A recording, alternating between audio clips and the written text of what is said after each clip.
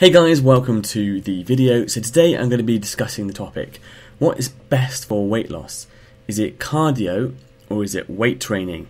So let's get into the video. Right, so first of all I'd just like to remind you how fat loss works. So let's just use the example of someone who would like to lose 1 stone, which is 14 pounds or 6.3 kilograms.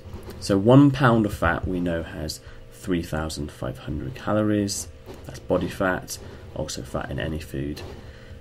But this person wants to lose 14 pounds, so we just multiply that by 3,500, which gives 49,000. So to lose a stone, 14 pounds or 6.3 kilograms, this person would need to burn off 49,000 calories over whatever time period they're trying to lose the weight. So let me just explain that a little bit more. So to maintain your weight, you need to eat a certain amount of calories. Just in this example, I'm just going to say 2,000. Then to lose weight, you need to be in a calorie deficit. So what that means is just consuming fewer calories than your body needs. So the person needs 2,000, so they consume fewer than that 2,000 by 500 in this example. And that's what a calorie deficit is. So then the body needs to replace those calories because it needs more than you're consuming, so it comes from body fat, so you lose fat and lose weight. Now that's an example of consuming fewer. However, you could also increase the amount you need. So remember before, the amount the person needed was 2,000. However, they could increase that by doing more activity and exercise. So they've increased it by 500. It's the same as reducing it by 500. You've still created the calorie deficit, the 500 calorie deficit, and so your body needs to replace those calories somehow. So what it does is it takes them from body fat and you lose weight. Now there's a third example as well. You could do a bit of both. So in this example, there's still a 500 calorie deficit. So they've increased the amount of calories they need to maintain their body weight by 250 and reduce the amount they've consumed by 250. So it's still created the same 500 calorie deficit. So just to be clear on that, in the first example they reduced the amount they're consuming by 500. In the second example they increased the amount that they were burning by 500, and in this third example they've increased the amount they're burning by 250, reduce the amount they're consuming by 250, which makes 500. So all those three examples achieve the same thing. Your body needs to replace that energy, so what it does is it takes it from body fat to fill that gap, and then you lose weight. So that's the weight loss principle. So people often opt for the second example I showed you, where they increase the amount of energy they need through activity and exercise, so they can still eat quite a lot but maintain a calorie deficit and still lose weight. And that works in principle, it sounds okay. However, there are a lot of things to consider with this, which I'd like to go over in this video. So the things that you need to consider are your time, the adaptations from your body, your energy levels, the way you look, and also your mental health as well. So before I get into this, let's quickly define what I mean by cardio and weight training. So cardio would be something that you do in the gym, like running to get your heart rate up, and you typically burn around 750 calories per hour doing this if you're around 75 kilograms.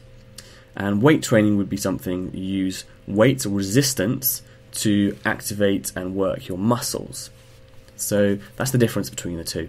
And people are often sort of doubting what they should use to lose weight because they're told to do one or the other or a bit of both. So we know that cardio definitely burns more energy than weights. So that's where the confusion when they're told to do more resistance or weight-based exercise comes in.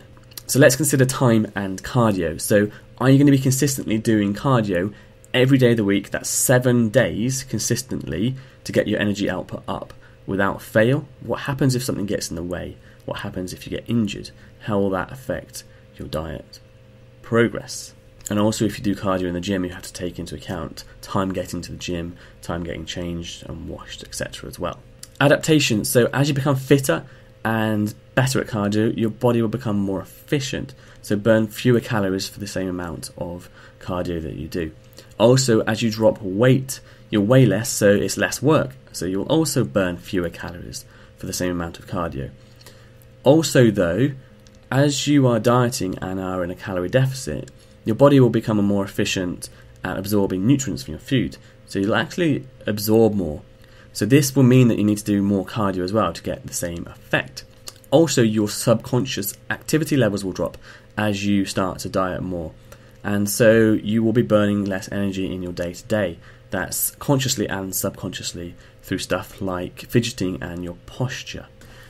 Energy. So while you're dieting, you're going to have less energy because you're consuming less food. So will you be able to maintain, or will you want to keep doing cardio every single day? Will you be tired? How will you feel? We also need to consider the way you look, because it's not really weight you want to drop. You want to look smaller, and that means dropping body fat. So we need to make sure you are burning fat and not muscle as well, because sometimes muscle can be burned as well as fat. You'll drop weight, but you won't actually look much smaller. So we need to consider that as well. We need to be burning fat and not muscle. Finally as well, we need to consider your mental state, because if you're using cardio as a tool to lose weight, it becomes a chore and you start to treat it as something that's negative because you're doing it not because you want to, because you want to lose weight. So you start to associate it with negative things, and that thing that you have to do, you hate doing, but is part of the process of losing weight, which is not a good thing at all. You need to be in a good place mentally with your body and enjoy the movement and exercise you do. So we need to really consider that with the cardio you do as well. So you want to burn more energy and increase the amount of calories your body needs to be in that calorie deficit. What can you do? So time, you need to be efficient with your time. And remember that all activity burns energy, not just planned cardio like running. And yes, running probably burns more because you're doing it faster. However, everything burns energy, from walking to running to doing things that aren't exercise. So cleaning your house, walking upstairs, all those kind of things, they burn energy. Anything you're doing that's moving is burning energy. I'm moving around now, it's burning energy. And if you think about going to the gym, you're spending like an hour to burn whatever you're burning in your cardio session. You have 23 other hours in the day where you are moving. So the idea is to be efficient with your time and make use of those 23 hours. So do things that burn more energy in those 23 hours. So that's where we say take the stairs instead of the lift, do more walking, park further away from your work. Everything that involves more activity, because those 23 hours often add up to a lot more than that hour that you spent in the gym. So it's a lot better to be efficient with your time and do something like count steps with a Fitbit or activity tracker on your phone. So you can turn it into a game. Say you've done 8,000 and you say, oh, I need to do 10,000 steps. You can then go out and do 10,000 steps or 2,000 steps more to get to 10,000, and make it fun by listening to an audiobook or music on your headphones. Distract yourself and get those 10,000 steps in. Adaptation. So like I said before, as you become fitter and more efficient, you start to burn fewer calories for the same amount of work. So to burn the same amount of calories, you start to need to do more cardio, invest more time, which is obviously not a good thing. So what you can do to combat that is reduce the amount of cardio you're doing, and like I said before, count your steps and incorporate more activity in your day to get your energy expenditure up that way. So to combat these adaptations, when you diet, you start to get a reduction in your BMR, that's your basal metabolic rate. So to help that, you can build some lean muscle mass by doing weight and resistance training. That helps increase your BMR. So to support this as well, you need to increase your protein intake to help build the muscle. But also, to help you reduce the amount of calories absorbed from your food, you could eat a more whole food diet. So because it's less processed, your body finds it harder to get the calories from it, so more pass through you. With a more processed diet, it's easier to get the calories out of the food. So effectively, eating more whole foods, you'll start absorbing or intaking fewer calories without actually reducing your food. Energy levels. So like I said, as you diet, you become more lethargic, you feel tired. So you sometimes don't want to be doing cardio and high intensity things like running. So that's where, going back to number 1 as well, you can start to incorporate more activity in your day. Just get the energy output, the energy burn, the calorie burn up by just doing more activity in the rest of your day. That's the best way. Get something like a Fitbit and just count your steps. Make sure you do a lot. You can just look at it and think, oh, I've done 6,000, I need to go and do another 1,000 now, I'll go for a little walk. And it just gets that activity up without having to think about going to the gym and doing running and stuff like that. And you don't need to be super energetic to go for a walk. So the way you look, remember you want to drop fat and not weight, so that number on the scale doesn't really mean anything. When you say you want to drop weight, you want to actually look smaller, so it's really important that you drop fat. So you can drop muscle as well, and that doesn't really change your size, so it's really important to maintain fat loss and not muscle loss as well. And the way you can do that is not do too much cardio and instead do resistance and weight training. So that can be done at home or in the gym, and that helps maintain or build some lean muscle mass. It makes you look good, it makes you stronger, and helps you burning the fat and gets you the results you really want, so looking smaller. So the final one is the mental side. So when you're dropping weight, it's so easy to become fixated on just the way you look, and doing cardio and counting how many calories you've burned doesn't help that.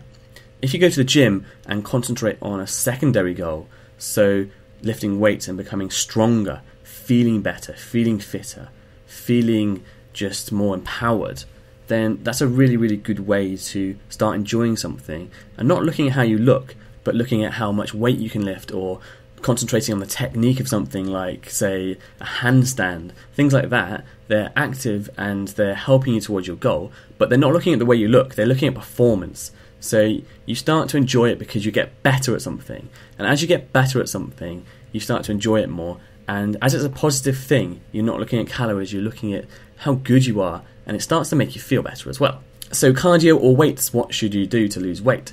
So in my opinion, what you should do is reduce the amount of food you're consuming a little bit to start with, and then you should incorporate as much activity in your day as possible. Like I said, forget the hour of training where you do running or some sort of formal cardio, but do more activity in your whole day. Get your energy output, your calorie burn up in the rest of the day. Use something like a Fitbit to count your steps. Try and do around 10,000 plus. And then do some weight training to build or maintain some lean muscle mass. Get your basal metabolic rate up high, and then concentrate on performance. Think about how much weight you can lift. Get stronger every week. Make sure you get better at it. Start to enjoy it, and start to concentrate on this performance thing rather than the fact that, oh, I'm burning X, Y, Z calories. So then use cardio as a tool. So don't do cardio every day. Use it as a tool to increase the amount of calories you burn when you need to, when you don't have much time. Maybe you've been sitting down a lot in the day, you've had a busy day, and you haven't quite got to your step count. And walking is not going to get you the steps fast enough. Running will help you get them a bit faster, cardio, any cardio.